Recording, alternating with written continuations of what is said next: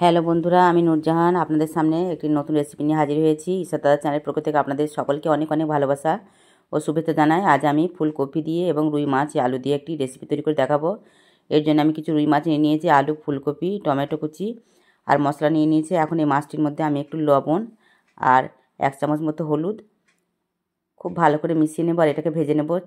এর জন্য গ্যাস ওভেনের কাছে চলে এসেছি, একটা কড়াই বসিয়ে দিয়েছি। কড়াই দিয়ে দিয়েছি আমি সরিষার তেল। আর এখন আমি এর মধ্যে ফুলকপিগুলো খুব ভালো করে একটু ভেজে নেব।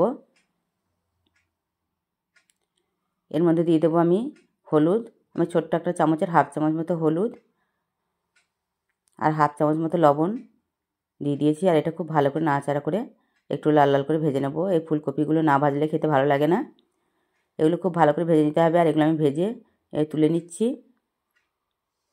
এখন এর মধ্যে আবার কিছু পরিমাণে সরিষার তেল ব্যবহার করেছি, 2 চামচ মতো আবার দিয়ে দিয়েছি। এর মধ্যে তেল ছিল আর তেলের মধ্যে এখন আমি মাছগুলো ধীরে ধীরে দিয়ে দেবো।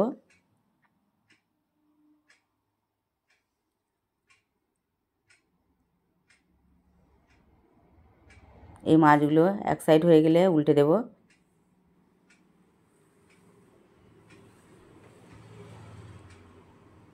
মাছগুলো আমি ধীরে ধীরে উল্টে দিচ্ছি। এগুলো একটা সাইড হয়ে গেছে আর অপর সাইডটাও আমি ভালো করে ভেজে নেব।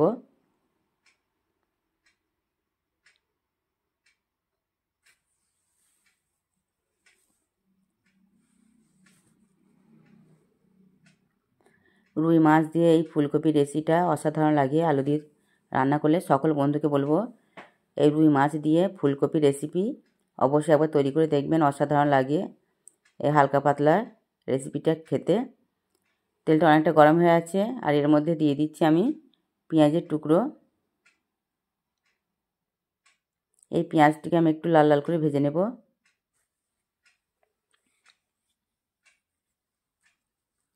এর মধ্যে দিয়ে দেবো আমি কেটে রাখা আলুর টুকরোগুলো। এই আলুগুলোকে পেঁয়াজের সঙ্গে খুব ভালো করে লাল লাল করে ভেজে নেব।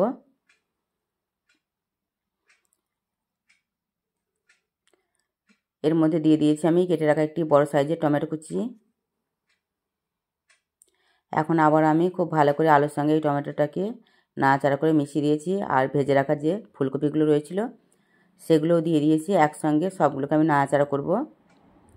আলু, ফুলকপি, টমেটো, পেঁয়াজ সব একসঙ্গে আমি খুব ভালো করে নাড়াচাড়া করছি। আর এর মধ্যে দিয়ে দেবো আমি 1.5 চামচ মতো হলুদ গুঁড়ো, 1.5 চামচ ধনিয়া গুঁড়ো, 1 চামচ লঙ্কা গুঁড়ো আর 1 চামচ জিরা গুঁড়ো। আর দিয়ে দিচ্ছি এখানে আমি কাঁচা জিরে বাটা, আদা রসুন একসঙ্গে পেস্ট করে রেখেছি কাঁচা জিরের সঙ্গে, সেটা আমি এর মধ্যে দিয়ে দিয়েছি। আবার খুব ভালো করে আমি এটাকে মিশিয়ে নিচ্ছি।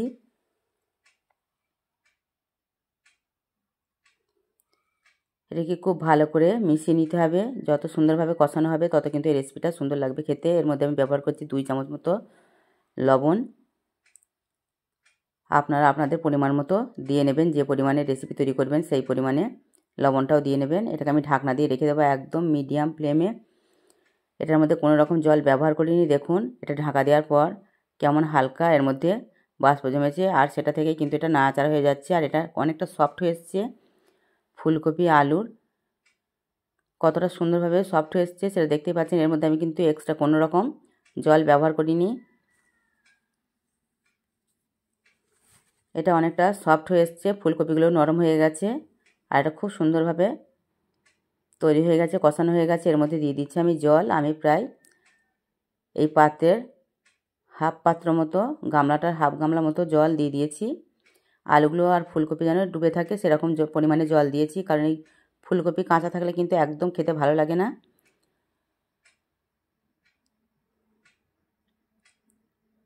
কড়াইয়ের গায়ে লেগে থাকা মশলাগুলো আমি ভালো করে নামিয়ে দিয়েছি। কড়াইয়ের গায়ে যেন মশলাগুলো পুড়ে না যায়। এখন ঢাকনা দিয়ে রেখে দেবো প্রায় 20 মিনিট। তার আগে আমি যতক্ষণ না এটা ফুটে আসে ততক্ষণ পর্যন্ত মাছগুলো দেবো না। মশলাটা ফুটে এসছে আর এর মধ্যে মাছগুলো দিয়ে দিচ্ছি।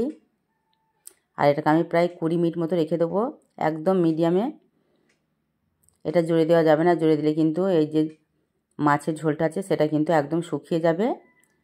সেইখানে এটাকে আমি একদম মিডিয়ামে রেখে দেবো। এটা ধীরে ধীরে যত হবে তত কিন্তু খেতেও ভালো লাগবে, ফুলকপিগুলো খুব সুন্দরভাবে সিদ্ধ হয়ে যাবে।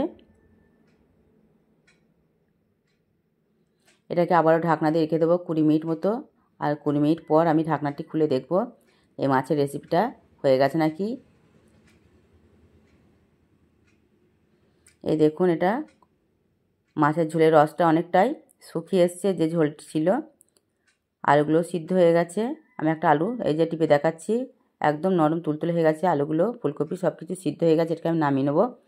আর হালকা পাতলা এই রেসিপিটা, মাছের রেসিপিটি রুই মাছ দিয়ে পরিবেশন করব।